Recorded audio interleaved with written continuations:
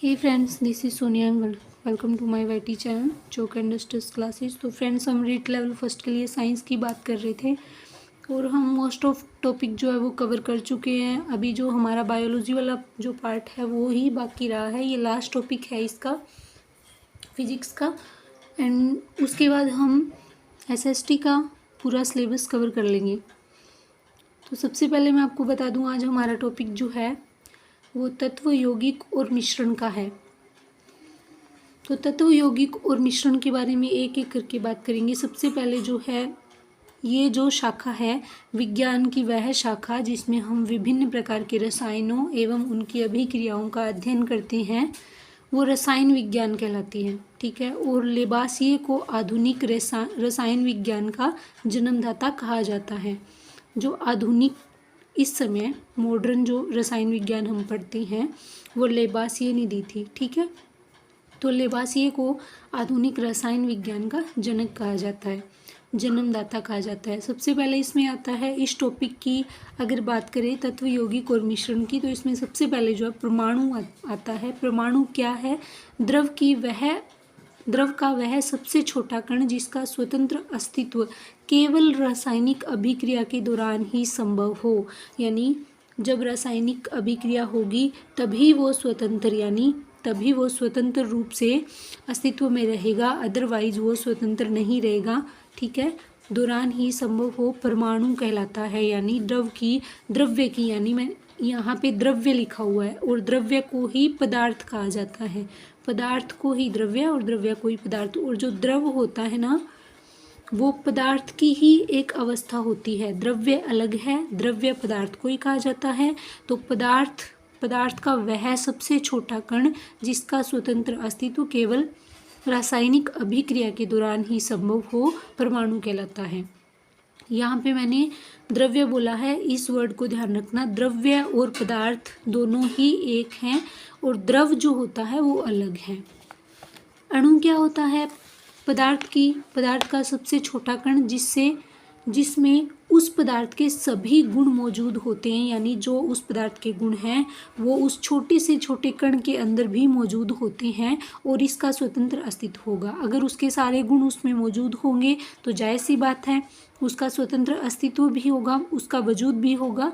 तो पदार्थ का सबसे छोटा कण परमाणु क्या था? सबसे छोटा कण था, लेकिन उसका जो है स्वतंत्र अस्तित्व नहीं संभव था। उसका केवल रासायनिक अभिक्रिया के दौरान ही स्वतंत्र अस्तित्व था। लेकिन अणु ऐसा है, ऐसा छोटा कण है पदार्थ का जिसके अंदर उस पदार्थ के सभी गुण होते हैं तथा उसका स्वतंत्र अस्तित्व जो है वो संभव होता है बिना रासायनिक अभिक्रिया के भी।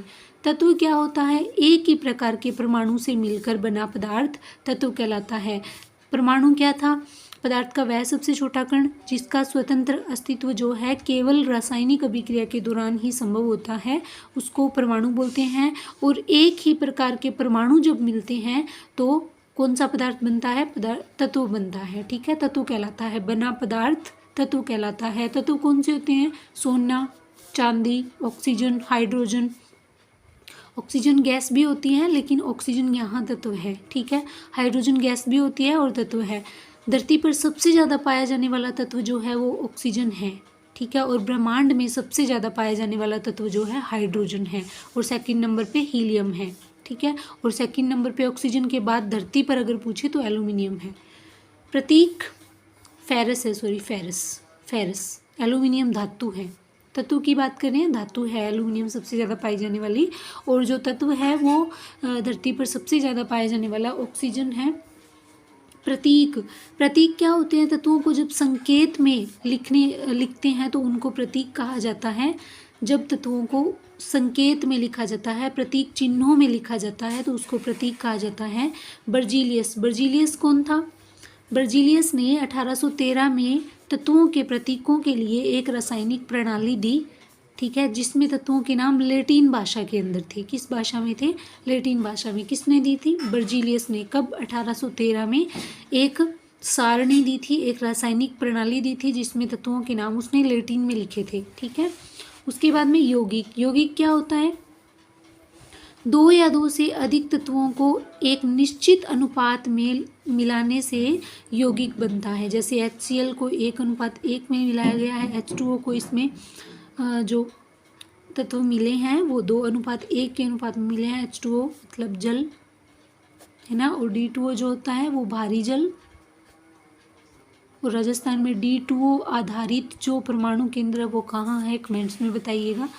और उसके बाद जो है मिश्रण क्या होता है, दो या दो से अधिक पदार्थों को किसी भी अनुपात में, मतलब कम ज़्यादा, ज़्यादा कम बराबर, ठीक है, तो किसी भी अनुपात में जब मिला दिया जाता है, जरूरी नहीं है कि वो बराबर ही हो, किसी भी अनुपात में, बराबर भी हो सकता है, बराबर नहीं भी हो सकता, किसी भी अनुपात में मिला देंगे तो वो मिश्रण बनेगा।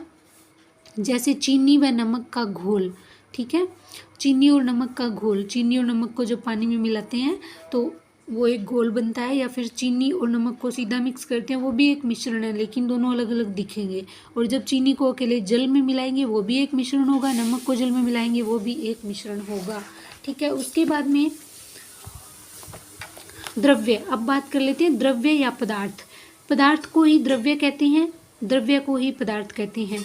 और जो द्रव होता है वो पदार्थ की ही एक अवस्था होती है, जो भौतिक अवस्थाएं होती है ना पदार्थ की, उसको द्रव बोलते हैं, लेकिन ये द्रव्य है, ठीक है। पदार्थ का एक नाम द्रव्य भी होता है।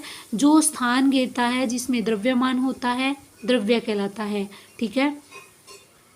द्रव्य या पदार्थ की अवस्थाएं, भौतिक अवस्थाएं जनरली जो है वो 3 अवस्थाएं होती हैं, लेकिन इसके अलावा 2 अवस्थाएं और भी होती हैं। अगर पूरे ऑल ओवर अवस्थाओं की बात करें तो 5 होती हैं, और वैसे जनरली बात करें, साधारणतया जो बात करें 3 अवस्थाओं की, इन 5 को हम आगे और पढ़ेंगे। पदार्थ का रासायनिक वर्गीकरण जो है, यानी पदार्थ या द्रव्य, ठीक है, पदार्थ या द्रव्य जो है वो 2 तरह के, इसको 2 भागों में बांटा गया, एक तो मिश्रण और एक शुद्ध पदार्थ, ठीक है। मिश्रण किस तरह के होते हैं, समांगी और विषमांगी, है ना। जब पदार्थ को किसी भी अनुपात में मिला दिया जाता है तो वो मिश्रण होता है, किसी भी अनुपात में, ठीक है, तो वो मिश्रण बनता है। और मिश्रण 2 तरह के होते हैं, समांगी और विषमांगी। जब सेम अनुपात में मिलाएंगे तो समांगी, और अलग अलग या कम ज़्यादा में मिलाएंगे तो विषमांगी। शुद्ध पदार्थ, अब शुद्ध पदार्थ कितने भागों में बांटा गया है, तत्व के अंदर जब एक ही प्रकार के परमाणु मिलकर कोई पदार्थ बनाते हैं तो वो तत्व होता है। और यौगिक 2 भागों में बांटा गया है। तत्व को फिर से आगे 2 भागों में, धात्विक और अधात्विक, ये तो सबको पता है, धात्विक और अधात्विक। जो हमारा भूगोल के अंदर खनिजों वाला पार्ट है वो भी तो हम कवर कर रहे हैं ना, धात्विक और अधात्विक। तो तत्व जो होता है वो 2 तरह का होता है, धात्विक और अधात्विक। यौगिक जो होता है वो भी 2 तरह का होता है, कार्बनिक और अकार्बनिक। जिसमें कार्बन की मात्रा हो कार्बनिक, जिसमें ना हो वो अकार्बनिक, ठीक है। शुद्ध पदार्थ और मिश्रण, द्रव्य या पदार्थ को 2 भागों में बांटा गया। मिश्रण 2 तरह का होता है, समांगी और विषमांगी, ये यहीं पे खत्म हो गया। उसके बाद शुद्ध पदार्थ, ये 2 तरह का होता है, तत्व और यौगिक। तत्व को फिर से 2 भागों में बांटा गया, धात्विक और अधात्विक। यौगिक को फिर से 2 भागों में बांटा गया, कार्बनिक और अकार्बनिक। इसको आप ऐसे याद कर सकते हो, इसमें भी देखो इक आ रहा है, इक इक, ठीक है। यौगिक कार्बनिक, यौगिक अकार्बनिक, तो 2 भागों में बांटा। और तत्व धात्विक और अधात्विक, तत्व में तय आ रहा है, धात्विक और अधात्विक में भी तय आ रहा है। तो इस तरीके से आप इसको अपने माइंड में रख सकते हैं, भूलेंगे नहीं। पदार्थ का रूपांतरण, अब पदार्थ का रूपांतरण कैसे होता है, पदार्थ एक अवस्था से जब दूसरी अवस्था में जाता है तो मोस्टली जो क्वेश्चन है हमसे ये नहीं पूछा जाता ठोस से गैस बनेगी तो उसको मतलब कौन सा पदार्थ नया निकल के आएगा, लेकिन उस अवस्था का नाम पूछ लिया जाता है कि किस प्रोसेस से, किस प्रक्रिया से अगर कोई पदार्थ ठोस अवस्था से गैस में चेंज होगा तो वो प्रक्रिया जो है, वो जो प्रोसेस है उसको क्या बोलेंगे, ठीक है। तो ये लेवल फर्स्ट के हिसाब से आपको मैंने पहले ही बताया है कि उदाहरण, बेसिक चीज़ें, ग्राउंड लेवल की चीज़ें, दैनिक दिनचर्या की जो चीज़ें होती हैं ना वो ज़्यादा पूछी जाती हैं। हमसे कोई बहुत ज़्यादा समीकरण नहीं बनवाए जाएंगे साइंस के अंदर, क्योंकि वो बहुत ज़्यादा हाई लेवल हो जाता है। आपको पता है हमारा इतना लेवल नहीं है, 5th क्लास तक बच्चे होते हैं और उनके लिए हमें क्या है, ग्राउंड लेवल की चीज़ें पता होनी चाहिए कि हमारे दैनिक जीवन में साइंस हमें कहाँ कहाँ काम आती है, ठीक है। तो ये दैनिक दिनचर्या के हमारे सामने भी होती हैं, हम खुद भी करते हैं, देखते भी हैं, लेकिन हमें इनके नेम नहीं पता होते। ठोस पदार्थ को अगर गैस में बदलेंगे, ठोस जो है द्रव में बदले बिना सीधा गैस में परिवर्तित होता है तो उसको ऊर्ध्वपातन बोलते हैं। क्या बोलते हैं?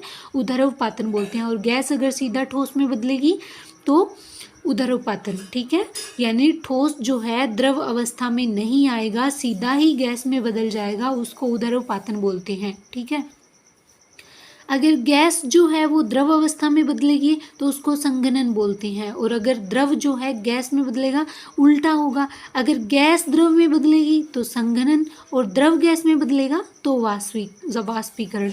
आपने देखा होगा जो घड़ा होता है गर्मियों में या सर्दी में, उसमें ठंडा पानी जो है वो ठंडा रहता है। क्यों? क्योंकि उसके अंदर छिद्र होते हैं और पानी उनके अंदर रिसता रहता है। तो वो कौन सी अवस्था? वाष्पीकरण ही तो है ना। तो द्रव जो है वो अगर गैस में बदलेगा तो वाष्पीकरण, और अगर गैस द्रव में बदलेगी तो संघनन कहलाता है। क्या होता है? संघनन।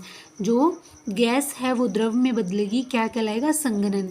जैसे आप कोल्ड ड्रिंक की बोतल लेके आते हो, ठीक है, तो उसको क्या है, फ्रिज से निकालने के बाद उसके बाहरी सतह पे बूंदें सी आ जाती है कुछ पानी की, और या फिर फ्रिज से आप पानी की बोतल निकालते हो तो बाहर निकालते ही उसके बाहरी सतह पे कुछ बूंदें सी आ जाती है, तो वो गैस द्रव में बदलने का रूप होता है, संघनन का रूप होता है। उसके बाद में ठोस अगर द्रव में बदलेगा तो गलन या पिघलना। जैसे बर्फ़ है, बर्फ़ क्या है? ठोस अवस्था में है, अगर उसको थोड़ा सा बाहर निकाल के रखोगे, अगर आप गर्मी में रखोगे तो वो पानी बन जाएगी, द्रव अवस्था में आ जाएगी। क्या हुआ है? वो पिघली है, तो उसको क्या बोलेंगे? पिघलना बोलेंगे या गलन बोलेंगे।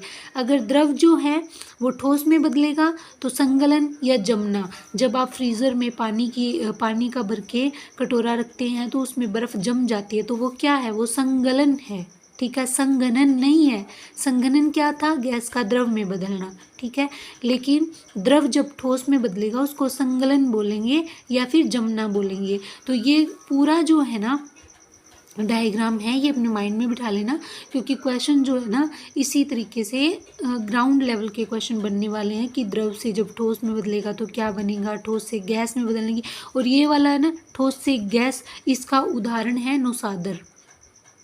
ठीक है, और ये अगर इस डायग्राम से आज तक कोई क्वेश्चन मैंने देखा है तो यही देखा कि ठोस से गैस में बदलने की लेवल के जो एग्ज़ाम होते हैं ना उनके अंदर भी, ज़रूरी नहीं है लेवल फर्स्ट के लिए, साइंस का स्पेशल एग्ज़ाम भी होता है ना, उसके अंदर भी ये क्वेश्चन पूछ लिया जाता है कि ऊर्ध्वपातन क्या होता है, या फिर ठोस से गैस में बदलने की प्रक्रिया या गैस से ठोस में बदलने की प्रक्रिया सीधा ही द्रव अवस्था में जब पदार्थ नहीं आता सीधा स्किप करके ठोस से गैस में या गैस से ठोस में आ जाता है तो ऊर्ध्वपातन बोलते हैं उसको। अब तक जो खोजे गए तत्व हैं कितने हैं? IUPAC 118 इस संस्था के हिसाब से जो तत्वों को खोजती है, इंटरनेशनल है ये, 118 तत्व खोजे जा चुके हैं, लेकिन NCERT के हिसाब से 115 है, और ये NCERT वाला हमारे लिए ज़्यादा इम्पोर्टेंट है। लेकिन अगर आपको ऑप्शन में 118 भी मिलता है तो आप 118 लगाएंगे, दोनों इकट्ठे नहीं देंगे। अगर दोनों इकट्ठे दिए तो फिर इसके हिसाब से पूछेंगे। ठीक है, कि इस संस्था के हिसाब से कितने तत्व खोजे जा चुके हैं। तो ये थी हमारी छोटा सा टॉपिक, और इसका कुछ रिमेनिंग पार्ट है जो हम कल करेंगे। और साइंस जो है मैंने पहले ही कहा था, मैं हर वीडियो के अंदर बोलती हूँ, मैंने बहुत सारे टॉपिक आपको NCERT के लेवल से कवर करवा दिए हैं। आप साइंस के 5 क्वेश्चंस के लिए बहुत ज़्यादा बड़े बड़े ग्रंथ ना पढ़िए NCERT, क्योंकि NCERT से ही क्वेश्चन बनेगा, क्योंकि जो आपके बेसिक जो सामान्य आपके सब्जेक्ट दिए हैं ऑलराउंडर के लिए, वो सारे के सारे आपके 10th क्लास तक के आएंगे, उससे प्लस नहीं आएंगे।